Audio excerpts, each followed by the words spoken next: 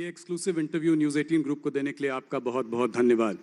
6 महीने पहले भी आपने सिर्फ हम ही लोगों को इंटरव्यू दिया था जब 5 राज्यों के चुनाव हुए थे। 6 महीने बाद आज फिर आपको इंटरव्यू करने का हमारा सौभाग्य है। आपका स्वागत है इस अधिवेशन में। अमित जी, सबसे पहला सवाल, हम लोग गुजरात में हैं, चुनावी माहौल गर्म है। गुजरात आपकी जन्मभूमि भी रही है, आपकी कर्मभूमि भी रही है। पहला सवाल बहुत सीधा और सरल है, कितनी सीट देते हैं गुजरात में आप भारतीय जनता पार्टी को? देखिए, सीटों के आकलन करने के लिए तो बहुत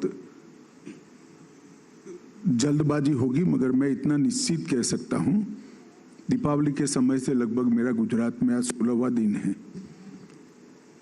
इतना निश्चित कह सकता हूं कि भारतीय जनता पार्टी यहां पर अपने सभी चुनावी रिकॉर्ड तोड़कर सर्वाधिक सीट और सर्वाधिक मत प्राप्त कर विजयी बनेगी और प्रचंड बहुमत के साथ यहां पर हम सरकार बनाएंगे। क्या आप माधव सिंह सोलंकी का 1985 का रिकॉर्ड, जो कि 149 सीटों का था, उसको ब्रेक कर पाएंगे? माफ करना आप मुझे, हम रिकॉर्ड तोड़ने की राजनीति नहीं करते हैं, ना हमारी किसी से स्पर्धा है। हमारा चुनाव का लक्ष्य है हर एक मतदाता का संपर्क हो और जो भारतीय जनता पार्टी को वोट देने वाला मतदाता है, वो हमारे कार्यकर्ता की जिम्मेदारी है कि वो हर एक मतदाता का मतदान हो। हम चुनाव के जरिए हमारी पार्टी की आइडियोलॉजी को, हमारे संगठन को एक्सपांड करना चाहते हैं और यहाँ मजबूत सरकार देकर एक सुरक्षित, सुविकसित, संस्कृत और शिक्षित गुजरात बनाना चाहते हैं, जो हम सालों से कर रहे हैं। अमित जी, इस बार इस चुनाव में अहम और मेन मुद्दा क्या है?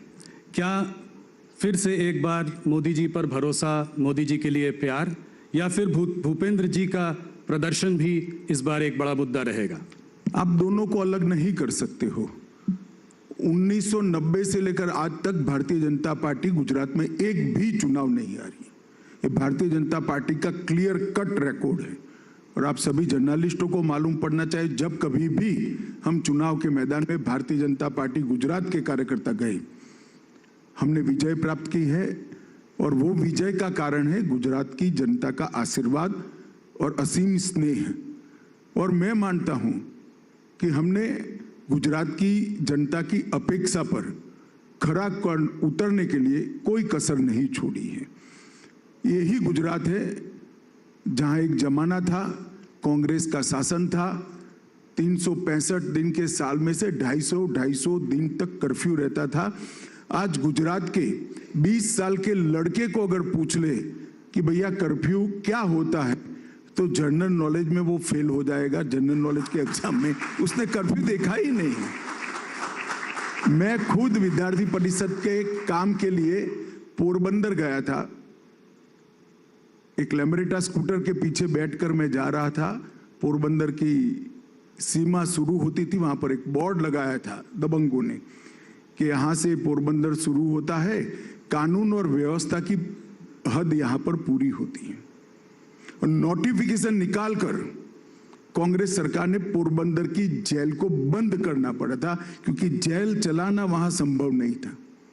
इससे लेकर आज तक जो भारतीय जनता पार्टी का शासन रहा, विशेष कर मोदी जी का जो कालखंड है और मोदी जी के बाद का कालखंड, हमने यहाँ पर कानून और व्यवस्था की मजबूत एक अभेद दीवार सरहदी राज्य के अंदर खड़ा करने के लिए हम सफल हुए हैं और इसके अच्छे नतीजे आए हैं।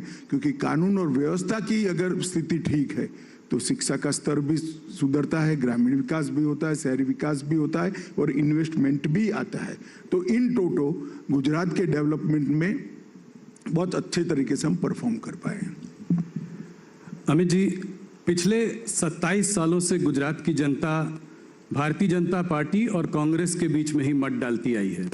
इस बार कह रहे हैं कि एक तीसरी पार्टी भी जो है, आम आदमी पार्टी, उसने भी जो है अपनी प्रेजेंस यहाँ पे बनाई है। कैसे देखते हैं आप, क्या इस बार ये लड़ाई त्रिकोणीय है? देखिए, आपने आपके यहाँ पर काम करने वाले जर्नलिस्टों से चर्चा किया होता तो शायद ये सवाल अलग तरीके से पूछते। ऐसा नहीं है कि हर बार कांग्रेस और भाजपा के बीच में ही मुकाबला। बीच में केशुभाई पटेल ने अपनी पार्टी बनाई, इसके बीच में शंकर सिंह वाघेला ने पार्टी बनाई, उसके पहले चले जाए भाजपा जीतने के पहले तो चिमन भाई पटेल जो राजनीति के बहुत बड़े जानकार व्यक्ति माने जाते हैं और जिनकी जनस्वीकृति भी काफी थी एक जमाने में, उन्होंने भी अपनी पार्टी बनाई। गुजरात ने कभी भी तीसरी पार्टी के कंसेप्ट को एक्सेप्ट नहीं किया है। गुजरातियों का स्वभाव है सबकी सुनते हैं। अब सुनने के कारण किसी के मन में भ्रांति हो जाए तो मैं क्या कह सकता हूं, डिब्बे खुलने दीजिए, परिणाम बहुत स्पष्ट आने वाला है। अमित जी, बहुत लोगों का कहना, हमारे यहाँ पत्रकार जो साथी हैं उनका कहना यह है कि भारतीय जनता पार्टी की लड़ाई इस बार भारतीय जनता पार्टी से ही है, क्योंकि काफी बड़े बड़े नेताओं का टिकट। तो अच्छा ही है, जो जीतेगा वो भाजपा का जीतेगा। जी जी जी पर सवाल यह है कि काफी बड़े नेताओं के टिकट कट गए हैं। काफी लोगों को आपने, जो कि बहुत समय से भारतीय जनता पार्टी के संग जुड़े हैं, 5 बार एमएलए रहे हैं, 7 बार एमएलए रहे हैं, मधु श्रीवास्तव हो, योगेश पटेल हो, इस तरह लोगों को इस बार टिकट नहीं मिला। तो क्या इस वजह से, और मैं इसीलिए कह रहा हूं कि ये बीजेपी वर्सेस बीजेपी लड़ाई है, कि कहीं इस वजह से कोई लोगों में थोड़ा सा मन मुटाव तो नहीं है? जरा भी मन मुटाव का सवाल नहीं है। आप जो कह रहे हैं वो पहली बार नहीं हुआ है। मैं 1995 से भारतीय जनता पार्टी की चुनावी प्रक्रिया को बहुत नजदीक से देखने वाला कार्यकर्ता हूं और 2002 से प्रक्रिया के अंदर बैठने वाला कार्यकर्ता हूं। हर बार 30% के आसपास टिकट और चेहरे बदलते हैं। ये हर बार की प्रक्रिया है, मगर एक भी बड़ा चेहरा बागी बनकर नहीं खड़ा है जी। आज सभी लोग पर्चा डलवाने के लिए गए, सभी के भाषण हुए हैं, सभी आप लोगों के इंटरव्यू में भी आ रहे हैं। भारतीय जनता पार्टी का एक कल्चर है कि भारतीय जनता पार्टी में जो फैसला होता है वो स्वाभाविक रूप से, अगर मेरे लिए कोई मुझे पसंद ना है ऐसा फैसला होगा तो मैं व्यक्ति हूं, अंततः दुख तो होगा ही होगा, मगर इसका मतलब ये नहीं कि मैं पार्टी के खिलाफ काम करूंगा। पार्टी की एक डिसिप्लिन होती है, पार्टी की एक संस्कृति है और हमारी पार्टी की एक परंपरा भी है। और हमारे सारे नेता, मेरी सबसे बात हुई है, एक लाइन से भारतीय जनता पार्टी को जिताने के लिए कटिबद्ध है और पूर्ण जोश से लगे हुए हैं। नहीं, हम लोगों ने सुना है कि आप खुद पर्सनली सबसे बात कर रहे हैं और यहाँ पर जमे हुए हैं और भारतीय जनता पार्टी के सीनियर वरिष्ठ नेताओं से। जमे क्या हुए, मैं यहीं का हूँ भाई, कहाँ बाहर बैठते हो? नहीं नहीं, मेरा मतलब है आप दिल्ली से यहाँ जमे हुए हैं पिछले 2 महीनों से। जी अमित जी, पिछले 10 सालों में आप लोगों ने कुछ मुख्यमंत्री बदले प्रदेश में। पिछली बार तो आपने पूरी की पूरी कैबिनेट ही बदल डाली। इस बार भी जो कैबिनेट में कुछ मंत्री हैं उनके भी कुछ के टिकट कटे हैं। तो क्या मोदी जी के यहाँ से जाने के बाद, आपके यहाँ से जाने के बाद गुजरात में एक स्थिरता आ पाई है? गुजरात अपना नेता ढूंढ पाया? देखिए, ये एनालिसिस ठीक नहीं है। मैं आपको बताता हूँ, मोदी जी के जाने के बाद आनंदीबेन पटेल मुख्यमंत्री बनी। आनंदीबेन का जाने का कोई और कारण न था, हमारी पार्टी का नियम था कि 75 साल तक काम करते हैं। उनके 75 साल समाप्त होने में 2 महीने थे, आनंदीबेन को बदला गया। उसके बाद में विजय भाई आए, विजय भाई पूरे 5 साल अपने पूरे किए और भूपेंद्र भाई कर रहे हैं। भूपेंद्र भाई के नेतृत्व में ही हम चुनाव लड़ रहे हैं। इसके बाद भूपेंद्र भाई को ही मुख्यमंत्री बनना है। अस्थिरता का सवाल कहाँ है? कोई सवाल ही नहीं पैदा होता अस्थिरता। मेरा एक सवाल ये भी आने वाला था कि क्या भूपेंद्र जी ही वापस मुख्यमंत्री बनेंगे? उसका हाँ जी, मैंने कह ही दिया। जी। भारतीय जनता पार्टी का बहुमत आएगा तो श्री भूपेंद्र पटेल ही मुख्यमंत्री बनेंगे, इसमें कोई दो राय नहीं।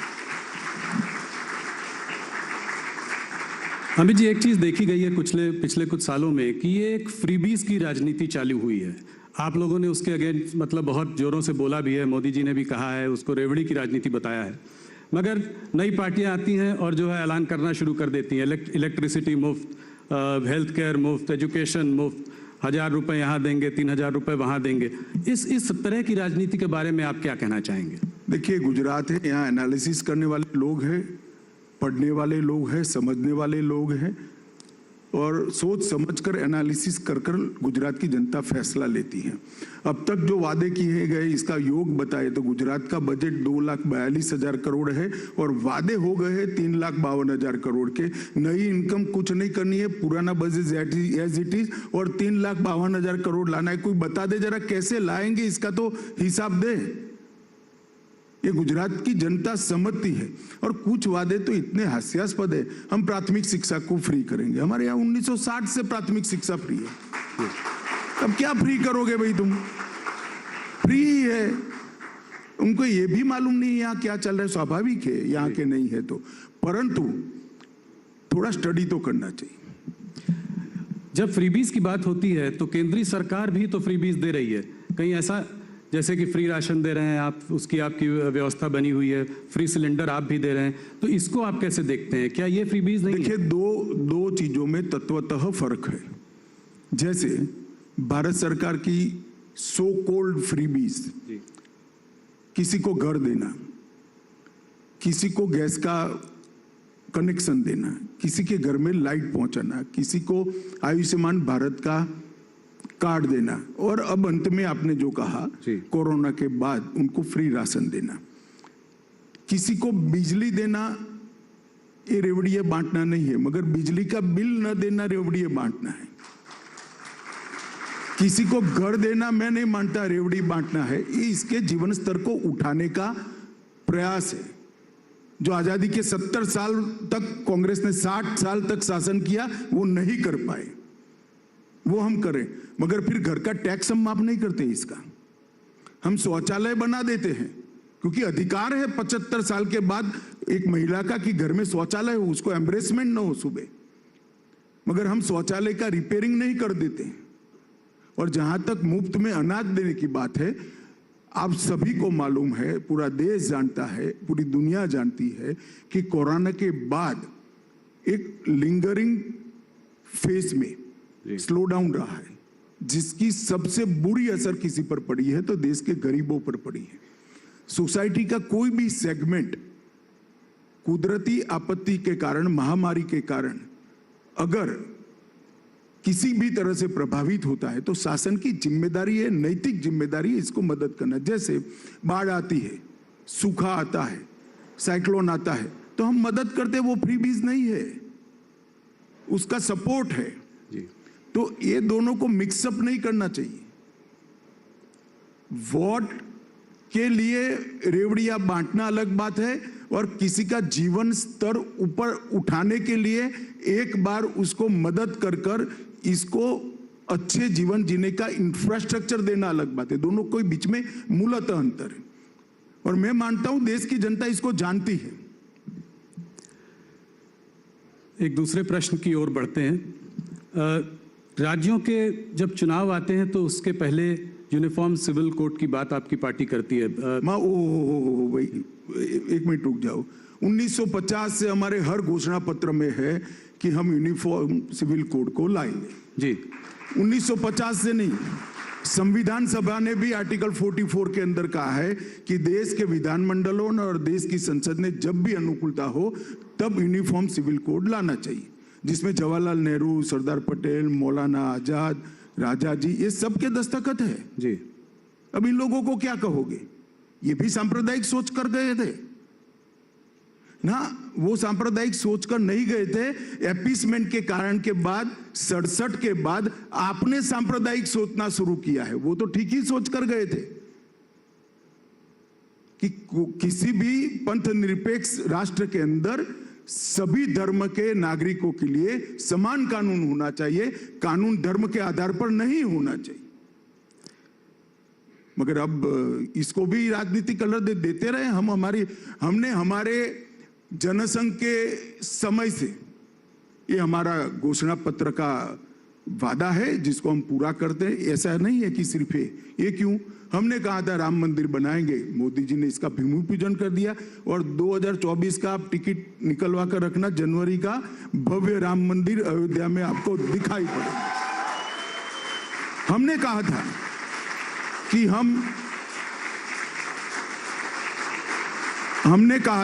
कि हम ट्रिपल तलाक को समाप्त कर दें जी। हमने कर दिखाया। हमने कहा था एक देश में 2 विधान 2 निशान 2 प्रधान नहीं चलेंगे, धारा 370 हट कर रहेगी और 5 अगस्त 2019 को मोदी जी ने धारा 370 को हटा दिया। ये सभी हमारे वादे हैं। धारा 370 हटी, कौन सा चुनाव था भाई? राम जन्मभूमि का भूमि पूजन हुआ, कौन सा चुनाव था? ट्रिपल तलाक हटा, कौन सा चुनाव था? और अगर आप नहीं हटाना चाहते हैं, आप कॉमन सिविल पर्सनल लॉज को सेव करना चाहते हैं, तो कांग्रेस पार्टी ने कह देना चाहिए कि इस देश में कॉमन सिविल कोड नहीं होना चाहिए। इतनी नैतिक ताकत तो होनी चाहिए। मैं तो कांग्रेस के सारे नेताओं को कहता हूं कि मीडिया अगर इकट्ठा ना होता तो हम भेज देते हैं, सब लोग एक बार घोषणा कर दो कि देश में कॉमन सिविल कोड नहीं होना चाहिए। कुछ ट्रेंड तो लो जी। मैंने तो ऐसी कंफ्यूज पार्टी ही नहीं देखी। धारा 370 हटाने का बिल लेकर गए तो मैंने बोला भाई, आप मनीष भाई ने भाषण किया था, मैंने बोला आप हाँ बोल रहे हो और ना बोल रहे हो जी। कि कई बार ब्लैक एंड व्हाइट नहीं होता है, कुछ बार बीच का ही होता है, मगर हम बीच के नहीं है। हम बिल्कुल मानते हैं कि जो हमने कहा है वो हमने करना है। तो क्या इसके लिए कोई केंद्रीय कानून लाएंगे? क्या करेंगे इसके लिए? Uniform civil code, uniform civil code के लिए कोई केंद्रीय कानून लाएंगे? कैसे इसको इम्प्लीमेंट करेंगे? नहीं, इम्प्लीमेंट कैसे करेंगे? विधानसभा कानून लेकर आएगी, अपने आप इम्प्लीमेंट हो जाएगा। इस देश में कानून बनाने की प्रक्रिया संविधान ने बनाई हुई है, कानून के इम्प्लीमेंटेशन की एडमिनिस्ट्रेटिव व्यवस्था भी है, इसी हिसाब से होगा जी। अमित जी, इलेक्शंस के पहले देखा है कि एक पोलराइजेशन की एक थीम जो है हर इलेक्शन में आ जाती है। इस बार भी जो है डिमोलिशन ड्राइव को ऑपोजिशन पार्टीज ये कह के इसको पोलराइजेशन का कलर दे रही हैं। क्या कहते हैं आप इसके बारे में? देखिए, कोई ऑपोजिशन पार्टी ने नहीं किया, मैं तो ढूंढ रहा हूं कौन पूछता है। आप लोग ही पूछ करते हो। ऑपोजिशन पार्टी को अगर दिक्कत है तो उन्होंने कह देना चाहिए कि द्वारका के अंदर गैर कानूनी धार्मिक जो एंक्रोचमेंट थे वो रहने चाहिए। किसी ने नहीं कहा है, ये रूटीन अफेयर है। मैं मानता हूं बेट द्वारका जैसी जगह पे जो गैर कानूनी कंस्ट्रक्शंस थे वो निकालने चाहिए। और मैं तो भूपेंद्र भाई और हर्ष संघवी की टीम को बहुत बहुत बहुत साधुवाद देना चाहता हूं कि बहुत अच्छे तरीके से उन्होंने ड्राइव चलाया है और नतीजे बहुत अच्छे आए। हर्ष जी हमारे साथ यहाँ पे मौजूद भी हैं। कांग्रेस के प्रदेश अध्यक्ष जगदीश ठाकुर जी ने कहा है कि देश के संसाधनों पर मुसलमानों का पहला अधिकार होना चाहिए। क्या कहेंगे इस पर? नहीं, कोई नई बात नहीं। पहले मनमोहन सिंह जी ने कहा है। हमारा मानना है कि देश के संसाधनों पर देश के गरीब का, दलित का, आदिवासी का सबसे पहला अधिकार होना चाहिए, देश के पिछड़े का अधिकार होना चाहिए। जहां तक संविधान के इंटरप्रिटेशन का सवाल है, संविधान में कहीं पर भी प्रायोरिटी एरिया रिलीजियस आधार पर नहीं तय किया है। संविधान ने प्रायोरिटी एरिया पिछड़ेपन के आधार पर, इकोनॉमिक बैकवर्ड्स के आधार पर और दलित और ट्राइबल के और पिछड़ा वर्ग के लिए किया है। और भारतीय जनता पार्टी मानती भी है, करती भी है। और नरेंद्र भाई ने 8 साल के अंदर, हमारे देश के प्रधानमंत्री जी ने इस देश में हर गरीब के घर में घर पहुंचाने का काम किया है, घर में बिजली पहुंचाने का काम किया है, घर में गैस पहुंचाने का काम किया है, घर में शौचालय पहुंचाने का काम किया है, घर में आरोग्य की सारी सुविधाएं पहुंचाने का काम किया है और हर घर में शुद्ध पीने का पानी, नल से जल आज काफी हद तक आगे बढ़ चुका है। इसके साथ साथ जब कोरोना का संकट आया, 80 करोड़ लोगों के घर के अंदर प्रति माह प्रति व्यक्ति 5 किलो राशन पहुंचाने का भी काम किया है। हम स्पष्ट रूप से मानते हैं कि देश के संसाधनों पर धर्म की मान्यता के आधार पर किसी का अधिकार नहीं होना चाहिए। देश के संसाधनों पर इस देश के दलित, आदिवासी, पिछड़े और गरीब का अधिकार होना चाहिए, चाहे वो किसी भी धर्म के हो, हिंदू हो, मुस्लिम हो, क्रिश्चियन हो, कोई भी हो, इसका अधिकार होना चाहिए, मगर गरीब का अधिकार होना चाहिए। अमित जी, कांग्रेस के मैनिफेस्टो में एक इंटरेस्टिंग बात कही है। उन्होंने ये कहा है कि अगर वो पार्टी पावर में आई तो नरेंद्र मोदी स्टेडियम का नाम बदलकर सरदार पटेल स्टेडियम करेंगे। इसके बारे में आपकी क्या विचार है? मैं तो धन्यवादी हूँ, आपने सवाल पूछ लिया। मैं अखबार में देख रहा था, अब आपने पूछ ही लिया है तो यहीं पर जवाब स्पष्ट कर देता हूं। सबसे पहली बात, कांग्रेस को सरदार पटेल का नाम देने का अधिकार ही नहीं है। पूरा जीवन सरदार को इतिहास में उचित स्थान न मिले, इसके पीछे एक गांधी नेहरू परिवार ने लगा। सरदार पटेल की अंत्येष्टि से लेकर, सरदार पटेल का स्मारक बनने से लेकर, सरदार पटेल को भारत रत्न देने तक कोई भी काम इन्होंने रोड़ा अटकाने के अलावे नहीं किया। नरेंद्र भाई ने विश्व की सबसे बड़ी ऊंची प्रतिमा यहां पर सरदार साहब के स्मारक में बनाई। क्या बात कर रहे हो, सरदार किया। नरेंद्र भाई ने देश भर के 8.5 करोड़ किसानों के औजारों का लोहा पिघलाकर किसान नेता सरदार पटेल का, लौह पुरुष सरदार पटेल का विश्व का सबसे बड़ा पुतला बनाने का बात। एक भी कांग्रेसी नेता आज तक वहां पर पुष्पांजलि करने नहीं गया। प्रतिमा किसने भी बनाई हो, आपके शासन में बहुत सारी प्रतिमा बनी है महापुरुषों की, हम जाते हैं, आदर भाव व्यक्त करते हैं। क्योंकि ये प्रतिमा सरदार पटेल की नरेंद्र भाई ने बनाई इसलिए आप नहीं जाते, ऐसा नहीं है। क्योंकि ये सरदार पटेल की प्रतिमा है इसलिए कांग्रेसी नहीं जाते। और सरदार पटेल को हमेशा अन्याय करने का काम एक कांग्रेस पार्टी ने। सरदार पटेल के नाम पर ना कोई योजना बनी, ना कोई बड़ा स्मारक बना, ना आपने भारत रत्न दिया। जब कांग्रेस गई तब जाकर भारत रत्न मिला सरदार पटेल को। और आज आप सरदार पटेल की एडवोकेसी कर दो। और जहां तक स्टेडियम का सवाल है, मैं स्पष्ट कर दूं, वहां पर एक स्टेडियम था और आज वहां पर एक स्टेडियम बना है जिसका नाम नरेंद्र मोदी स्टेडियम है। परंतु कांग्रेस झूठ प्रचार कर रही है। वहां पर एक कॉम्प्लेक्स बना है, स्पोर्ट्स कॉम्प्लेक्स बना है, जिसमें टोटल 18 स्टेडियम बनने वाले हैं। उसमें से एक नरेंद्र मोदी स्टेडियम है और वो पूरे स्पोर्ट्स कॉम्प्लेक्स का नाम सरदार पटेल स्पोर्ट्स कॉम्प्लेक्स रखा गया है। सरदार पटेल के नाम को, उनकी स्मृति को हमने एक्सपांड कर एक की जगह 18 स्टेडियम में लगाने का काम ये भारतीय जनता पार्टी की सरकार है।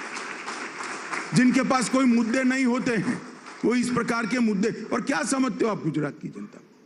गुजरात की जनता आपके झूठी बातों में आ जाएगी। नरेंद्र भाई मोदी के प्रधानमंत्री बनने के बाद, भारतीय जनता पार्टी की सरकार बनने के बाद सरदार पटेल की फोटो लगाना शुरू किया है। 50 साल तक कांग्रेस के स्टेज के पीछे कभी सरदार पटेल की फोटो हमने नहीं देखी। 50 साल तक कांग्रेसियों के मुंह से सरदार पटेल का नाम हमने नहीं सुना। इतना बड़ा स्मारक बना, एक भी कांग्रेसी नेता वहां पुष्पांजलि करने नहीं गया और आप सरदार पटेल की बात करते हो। भाई, भारतीय जनता पार्टी का हर कार्यकर्ता मानता है कि सरदार पटेल न होते तो आज ये देश का स्वरूप न होता, देश अखंड न होता, देश का आज का संविधान भी न होता। सरदार पटेल के योगदान के लिए हमें कांग्रेस से सीखने की जरूरत नहीं है, न इनकी स्मृति के लिए कुछ करने की जरूरत है। वही स्टेडियम पर एक बहुत बड़ा स्पोर्ट्स कॉम्प्लेक्स बनाकर सरदार पटेल स्पोर्ट्स कॉम्प्लेक्स उसका नाम रखा गया है और वहां आने वाले दिनों में चुनाव के बाद द्रुत गति से शुरू हो जाएगा। 18 अलग अलग खेलों के स्टेडियम बनेंगे और अगर हम ढंग से परफॉर्म कर पाए तो वहां पर ओलंपिक भी होगा। विश्व का Olympic Sardar Patel sports complex के अंदर होगा।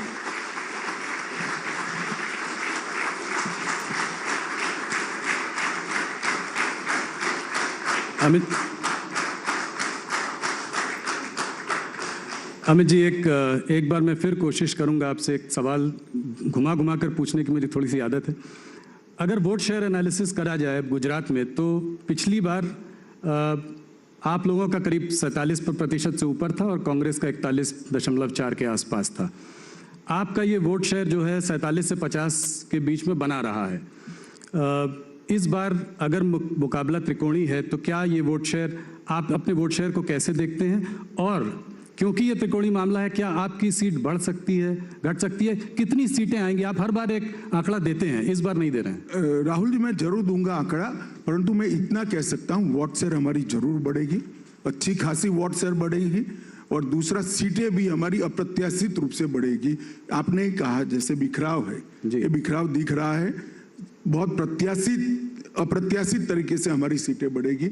और Bharatiya Janata party vote share और नंबर ऑफ सीट दोनों दृष्टि से अपने सारे रिकॉर्ड तोड़कर प्रचंड बहुमत के साथ भूपेंद्र भाई के नेतृत्व में हम यहाँ पर सरकार बनाएंगे, ये सुनिश्चित है।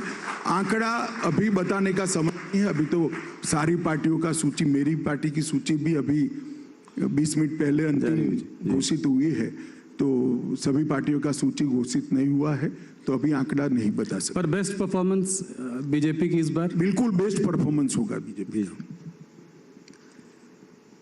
ऑपोजिशन का अटैक जो है आपके ऊपर 2-3 मुद्दों पर है। मैं उन सबको साथ में मिलाकर एक प्रश्न पूछ लेता हूं ताकि आप उसका जवाब दे सकें।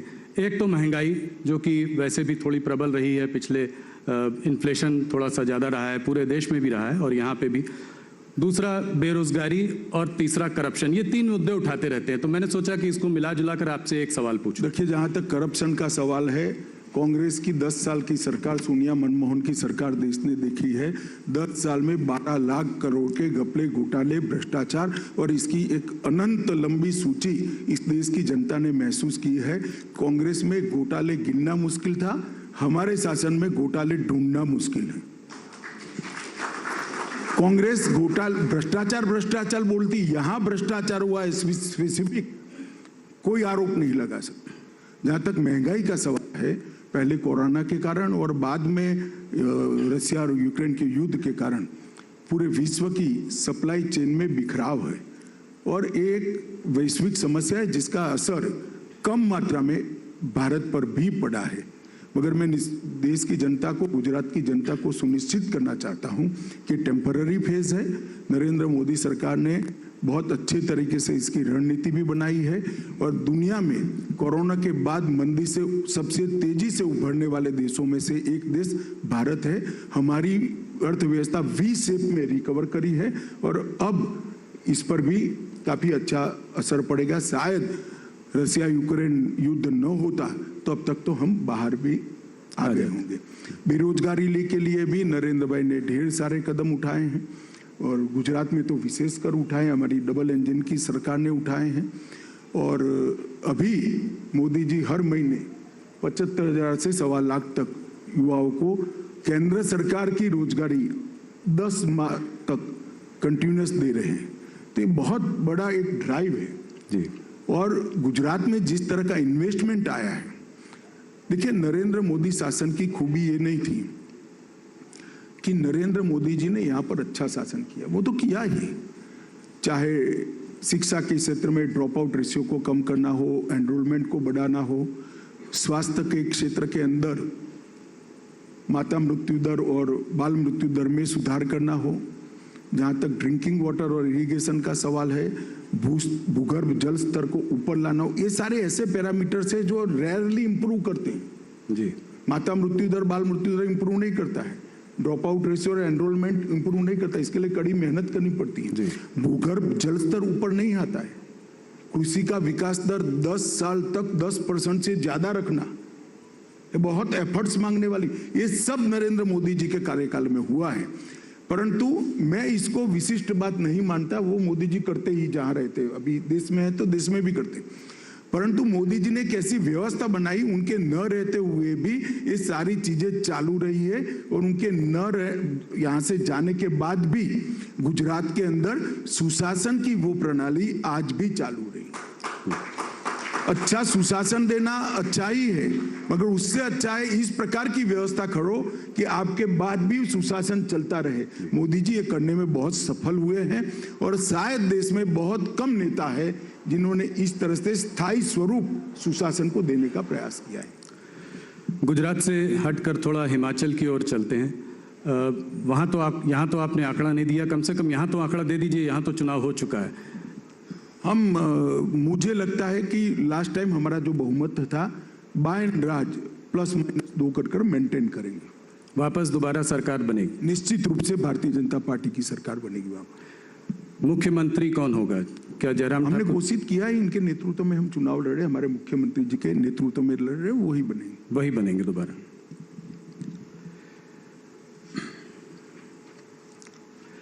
थोड़ा सा आपका समय मुझे कम मिलता है, बहुत कम आप इंटरव्यू देते हैं, थोड़ा सा राष्ट्रीय मुद्दों पर बात करें और प्रदेशों की तरफ भी एक नज़र डाल लें। भारत जोड़ो यात्रा, राहुल गांधी जी ने ये भारत जोड़ो यात्रा शुरू की क्या आपको लगता है कि इस यात्रा की वजह से राहुल जी का कोई एक ज़्यादा गंभीर चेहरा लोगों के सामने आया है? इस यात्रा को आप कैसे देखते हैं? देखिए, इसका पॉलिटिकल एनालिसिस तो कुछ समय के बाद सातत्यपूर्ण तरीके से कितनी गंभीरता रहती है इसके आधार पर ही होगा। परंतु मैं तो पुरुषार्थ का समर्थक व्यक्ति हूं। कोई भी व्यक्ति पुरुषार्थ करता है, अच्छा ही है। आप अगला चुनाव जो है, जो कि बहुत महत्वपूर्ण चुनाव आपके लिए होगा, वो होगा कर्नाटका का चुनाव। तो कर्नाटक में आप अपनी स्थिति को कैसे देखते हैं? क्या वहां पर भी थोड़ा एंटी इनकम्बेंसी फैक्टर ज़्यादा है इस वक्त? देखिए, कर्नाटक में गत चुनाव में हमें 8 सीटें कम पड़ी थी जी। क्लियर कट मैंडेट हमें नहीं मिला था। तो अब वहाँ पर ऑपोजिशन में बिखराव तो वहाँ पर भी है और हमारी सरकार भी प्रयास कर रही है। मुझे लगता है कि गुजरात और हिमाचल के परिणामों का बहुत अच्छा असर कर्नाटक पर भी होगा और हमारी पार्टी ने, वहाँ के संगठन ने एक कार्य योजना भी बनाई है चुनाव तक किस तरह से पार्टी को नीचे के स्तर पर मजबूत करना और पार्टी के चुनावी तंत्र को कैसे ठीक ठाक कर ऑफेंसिव तरीके से चुनाव में जाने के लिए। वहाँ पे भी कुछ बदलाव करेंगे जैसे और जगहों पे आपने किए हैं एंटी इनकम्बेंसी को टैकल करने के लिए? नहीं, अभी इस प्रकार का कोई निर्णय नहीं हुआ, कोई चर्चा भी नहीं हुई। मैं एक सवाल आपसे कश्मीर पर पूछना चाह रहा हूँ। आपने वहाँ पे आर्टिकल 370 जो है रिमूव किया, काफ़ी टेररिज्म पर आपने जो है काबू पाया, बहुत डेवलपमेंट स्कीम्स भी अनाउंस करी। आगे क्या होगा? ये इलेक्शंस कब होंगे? क्या 2023 में हम कश्मीर में चुनाव देखेंगे? देखिए, कश्मीर की 3 समस्या थी। एक तो लोकतंत्र वहाँ पर बिल्कुल एक प्रकार से इसकी कोई बेअसर हो इस प्रकार से बना दिया गया था, क्योंकि पूरे भारत में त्रिस्तरीय शासन व्यवस्था है। एक पंचायत व्यवस्था है, एक असेंबली है और एक पार्लियामेंट के चुनाव होते हैं। वहाँ पर पंचायत के भी 3 स्तरों को शुरू ही नहीं किया गया था। ना पंच सरपंच चुने जाते थे, ना ब्लॉक लेवल के चुनाव होते थे, ना डिस्ट्रिक्ट लेवल के चुनाव होते थे। तो डेमोक्रेसी एक प्रकार से 3 परिवारों में सिमट कर रह गई थी। गांधी परिवार मतलब कांग्रेस पार्टी, महबूबा मुफ्ती की पार्टी और फारूक साहब की पार्टी, इसमें डेमोक्रेसी सिमट कर रह गई थी। 87 विधायक और 6 सांसद, ये डेमोक्रेसी का साइज था। आज नरेंद्र मोदी सरकार के कारण वहां पर 30,000 से ज्यादा पंच सरपंच चुनकर अपना काम कर रहे हैं जी। तो डेमोक्रेसी को ग्रासरूट लेवल तक परकोलेट करने का काम नरेंद्र मोदी सरकार ने किया। आज तक 1990 से जब से आतंकवाद वहां पर बढ़ा, तब से लेकर आज तक हम आतंकवाद के खिलाफ तो लड़ते रहे। जिसने भी लड़ाई लड़ी है बहुत अच्छी लड़ी, सभी एजेंसियों ने, सभी सरकारों ने। मैं इसकी कोई टीका टिप्पणी करना नहीं चाहता। इसके आंकड़े तो बढ़ते घटते रहते हैं, मगर आतंकवाद के खिलाफ लड़ाई लड़ी, मगर आतंकवाद के पोषण करने वालों के खिलाफ कभी लड़ाई नहीं लड़ी गई।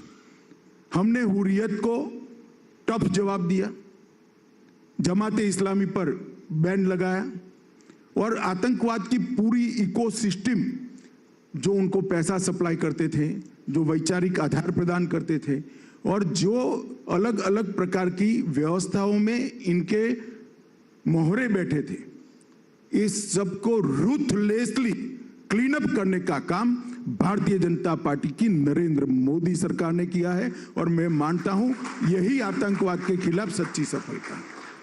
और इसके कारण आप देखेंगे तो 90 से बाद आज सबसे कम आतंकवादी घटनाएं होती हैं, सबसे कम लोगों की जान जाती है और हमारी सफलता सबसे ज्यादा ये है कि पहले आतंकवाद के खिलाफ सेंट्रल एजेंसियां लड़ती थी, सीआरपीएफ, मिलिट्री, बीएसएफ लड़ता था।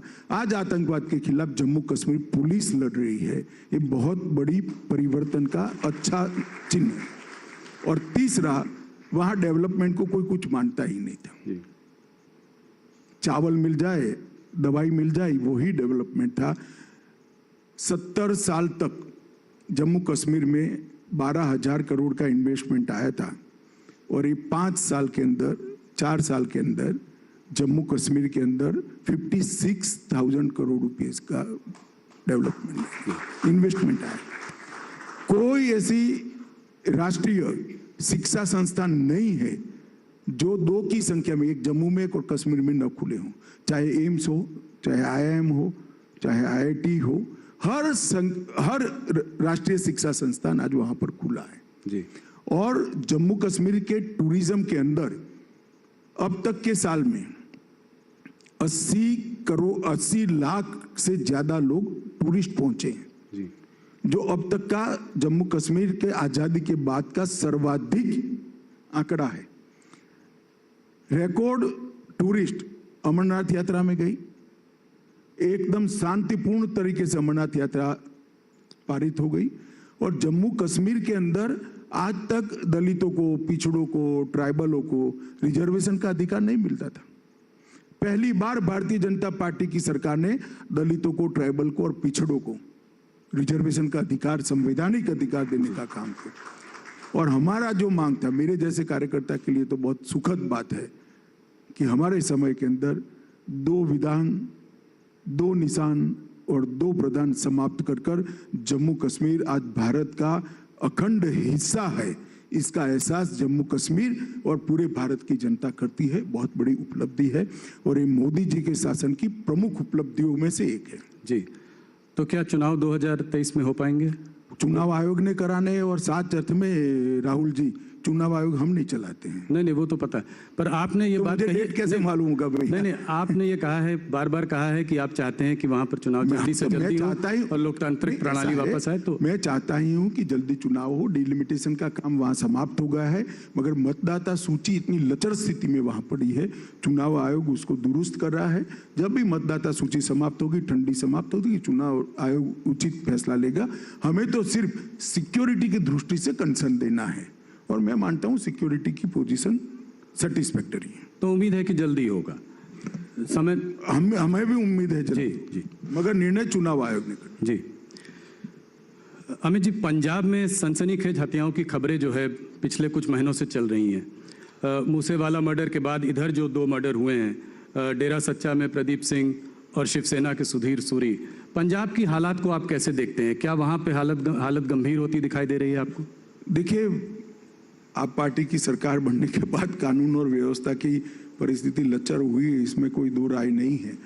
परंतु हम मुस्तैदी से नजर बनाए हुए हैं और हम स्थिति को आउट ऑफ कंट्रोल नहीं जाने देंगे। क्या कदम उठाएंगे आप? काफी कदम उठाएंगे। मैं ऐसा गृह मंत्री नहीं हूं कि आपको इंटरव्यू में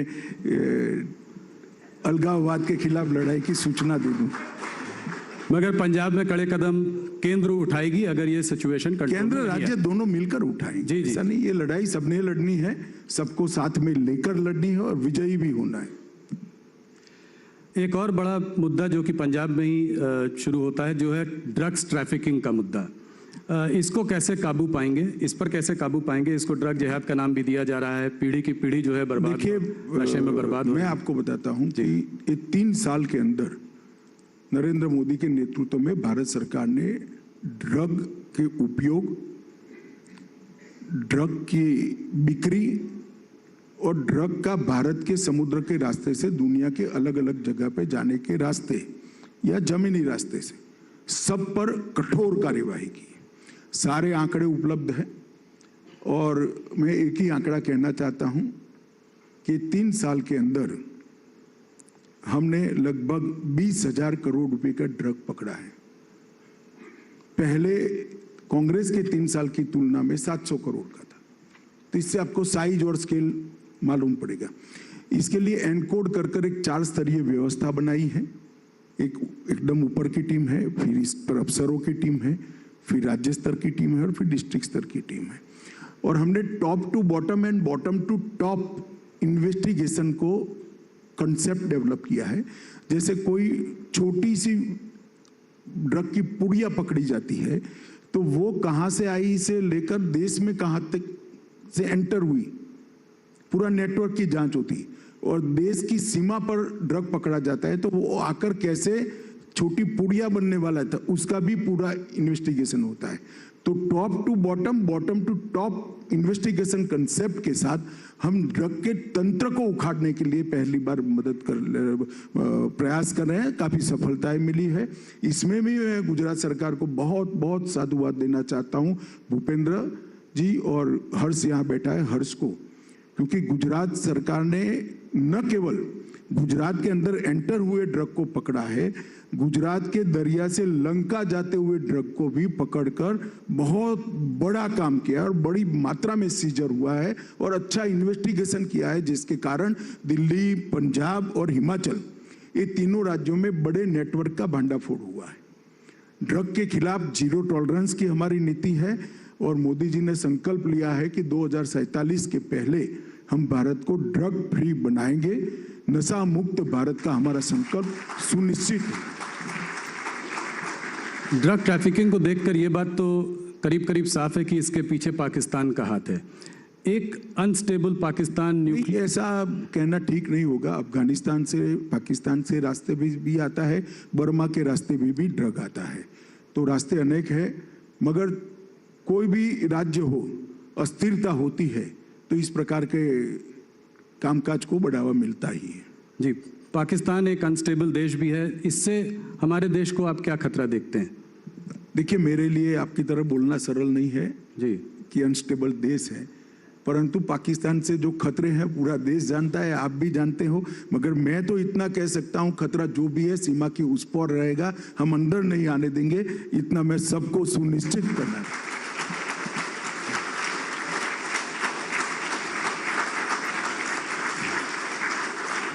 जो एरिया कश्मीर का पाकिस्तान के पास है, जिसको कि हम पाकिस्तान ऑक्यूपाइड कश्मीर कहते हैं, उसको वापस लेने के लिए क्या कदम उठाएगी सरकार, क्या आशा कर सकते हैं हम? देखिए, ऐसे कदमों की सार्वजनिक चर्चा नहीं होती है, मगर भारत का संपूर्ण रूप से मानना है, हमेशा से मानना रहा है, आज का नहीं है, हमेशा से मानना रहा है। हमारी पार्लियामेंट का संकल्प है कि हमारा हिस्सा है। अक्साई चीन पर भी चीन का कब्जा है। एक मुझे मालूम है आप क्या कहने वाले, कोई टाइटल इसमें से नहीं निकलेगा। रॉन्ग नंबर डायल कर रहे हो राहुल। नहीं, पर फिर भी एक विस्तारवादी चीन एज अ कंट्री हमारा बहुत स्पष्ट मत है, जो हमारे देश की संसद ने इन दोनों विषयों पर जो प्रस्ताव पारित किए हैं, भारतीय जनता पार्टी अडिगता के साथ संसद के वो प्रस्ताव के साथ खड़ी है। एक दूसरा नंबर डायल करने की कोशिश करता हूं। क्या भारत की छवि जो है पूरे विश्व में बहुत अच्छी रही है। यूक्रेन और रूस के बीच में बड़े बड़े देशों ने कहा है कि भारत को जो है मीडिएट करना चाहिए। क्या आपको लगता है कि रूस और यूक्रेन के युद्ध में भारत का मीडिएट करना? देखिए, मैं इतना ही कहना चाहता हूं, आगे क्या होगा वो तो डिप्लोमेसी के लेवल पर तय होगा। जो होगा और परिणाम आएगा वो सबके सामने आएगा। परंतु मैं भी सालों से भारत की डिप्लोमेसी को एक विद्यार्थी के रूप में देख रहा हूं। हमने कभी ऐसा नहीं देखा कि भारत के 35,000 बच्चे यूक्रेन में पढ़ने के लिए फंसे हो और भारत के प्रधानमंत्री यूक्रेन और रशिया के राष्ट्राध्यक्षों से बात करें कि भैया हमारे बच्चों को हमें वापस लाना है, आप थोड़ा गोलाबारी 2-3 दिन के लिए बंद करो और 72 घंटों के लिए दो देश के युद्ध का सीज फायर हो जाए। ये हर भारतीय के लिए गौरव की बात है। ये भारत के प्रभाव का परिचायक। और अब G20 मोदी जी आज गए हैं, G20 की चेयरमैनशिप भारत के पास आ रही है। साल पूरी दुनिया के मतलब कंट्रीब्यूट करने का भारत का साल है। हम सब भारतवासी इससे बहुत आशान्वित हैं। अमित जी, एक ग्लोबल नैरेटिव ऐसा भी बन रहा है वेस्टर्न मीडिया में, खास करके माइनॉरिटीज़ को लेकर कि मुसलमानों को यहाँ पर सताया जा रहा है। ये जो एक साजिश चल रही है, इनफैक्ट अभी एक अमेरिकन स्कॉलर साल्वाटोर बेबोन्स यहाँ आए थे देश में, तो उन्होंने कहा कि जो है भारत का बुद्धिजीवी वर्ग जो है वो एंटी इंडिया है। क्या ऐसा आप मानते हैं? ये ऐसा नैरेटिव क्यों बन रहा है? इसके पीछे क्या साजिश है? देखिए, तो एनालिसिस का सवाल है। मैं ये मान सकता हूं कि अगर किसी को स्पेशल फेवर मिलती थी तो हमारे राज्य में वो नहीं मिलेगी, हमारे शासन में नहीं मिलेगी। और ये हमारे संविधान का स्पिरिट, किसी को स्पेशल फेवर नहीं मिलनी चाहिए। Justice for all, appeasement to none, ये भारतीय जनसंघ का मूल सूत्र है और हम उसी पर चल रहे हैं। किसी को अन्याय नहीं करेंगे, मगर किसी का एपीसमेंट, तुष्टीकरण भी नहीं करेंगे। ये देश संविधान के हिसाब से चलना चाहिए और संविधान के स्पिरिट से हिसाब से चलना चाहिए। अब किसी को स्पेशल फेवर बंद होती है, इसको आप अन्याय कहते हो, तो आपको अन्याय की डेफिनेशन बदलनी चाहिए, उनकी डेफिनेशन बदलनी चाहिए। अमित भाई, ये मैंने पिछली बार भी आपसे ये सवाल पूछा था, सीए को आप कब तक नोटिफाई कर पाएंगे? आपने कहा था there is no question of going back. ऐसा है जी, सीए देश का कानून है, आप पहले ही समझ कर चलिए। जी, कोरोना के कारण जारी होने में, मतलब उसको लागू करने में हमें थोड़ी देर हुई है, मगर अब कोरोना की स्थिति ठीक है और सीए का लागू होना सुनिश्चित है। Amit ji, left wing extremism जो है हमारे देश के लिए एक बहुत बड़ा चैलेंज बन चुका है। झारखंड में ये समस्या और भी ज़्यादा भारी है, इसको आप कैसे देखते हैं? नहीं, झारखंड बुरा पहाड़ को क्लियर करने के बाद लगभग समाप्त हो चुका है। आपके पास शायद लेटेस्ट आंकड़े नहीं है। लेफ्ट विंग एक्सट्रीमिज्म के, मतलब वामपंथी उग्रवाद के सभी आंकड़ों के अंदर 90% से 60% से 90% की गिरावट है। और जो 243 जिलों में फैला हुआ था, अब वो 43 जिलों में सिमट कर रह गया है। ये 3 साल के अंदर हमने बहुत कठोर लड़ाई लड़ी है। ढेर सारे लोगों ने आत्मसमर्पण किया है और ढेर सारे लोगों पुलिस की मुठभेड़ में मारे भी गए हैं। और वहां पर डेवलपमेंट के मोर्चे पर भी मोदी सरकार ने बहुत अच्छा काम किया है। मैं इतना विश्वास के साथ कह सकता हूं कि बिहार और झारखंड में वामपंथी उग्रवाद का एरा अब समाप्त हो चुका है। निर्णायक पोजीशन आज वहां पर भारत सरकार की एजेंसियों की है और अब जो थोड़ा हिस्सा बचा है, उड़ीसा, तेलंगाना और छत्तीसगढ़ के बीच के ट्रायंगल का, उसको भी हमने 817 कैंप लगाए हैं। आप कल्पना कर सकते, 3 साल में 817 कैंप जी, इतने अंदर गए हैं। बहुत अच्छा परिणाम आया है। आप होम डिपार्टमेंट की साइट को खंगाल लीजिएगा तो शायद आपको 45 मिनट का कार्यक्रम करने का एक मटेरियल मिल जाएगा। अमित जी, 2-3 सवाल और। मुझे पता है कि समय आपके पास कम है, पर आपको पकड़ना आसान भी नहीं है, इसलिए मैंने कहा कि 2-3 सवाल और पूछ लेता हूँ। इंटेलिजेंस एजेंसीज, ऑपोजिशन का कहना है कि ये सरकार जिस तरीके से यूज़ कर रही है, एक डर बनाने का माहौल, नेताओं के पीछे जो है ईडी को लगा देना। इधर बीच एक स्पेशल कोर्ट ने ये तक कहा कि जो है संजय राउत जी के पीछे जो ईडी का इन्वेस्टिगेशन रहा वो एक विच हंट है। इसको आप कैसे देखते हैं? देखिए, हमारे देश में न्यायिक व्यवस्था बनी है और 3 स्तरीय न्यायिक व्यवस्था है। सेशंस कोर्ट होते हैं, हाई कोर्ट होते हैं, सुप्रीम कोर्ट होती है, जो देश की सर्वोच्च अदालत है। किसी को भी कोई भी ग्रीवेंस है तो प्रेस में जाने की जगह कोर्ट में जाना चाहिए। और संजय राउत जी के खिलाफ जो जजमेंट आया है, मतलब उनके पक्ष में जो, उसमें भी हाई कोर्ट में अपील हुई, उसकी राह देखनी चाहिए।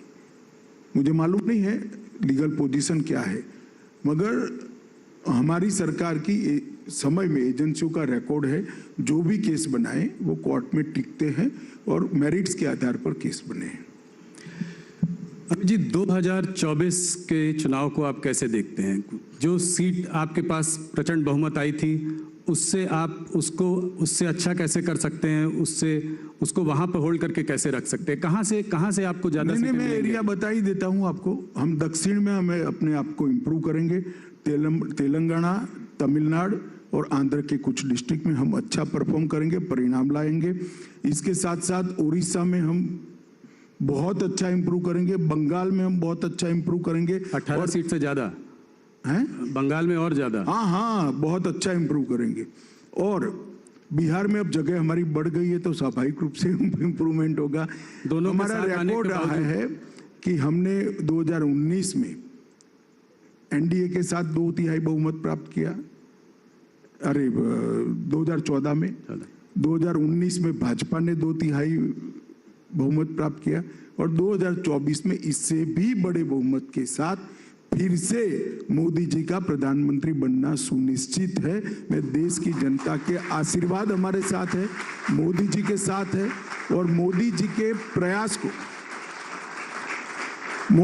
प्रयास को देश के अर्थतंत्र को मजबूत बनाने का प्रयास, देश के अर्थतंत्र को 11वें पायदान से 5वें पायदान पर लाने का रिजल्ट, और देश को मैन्युफैक्चरिंग हब बनाने का रिजल्ट देश की पूरी जनता जानती है।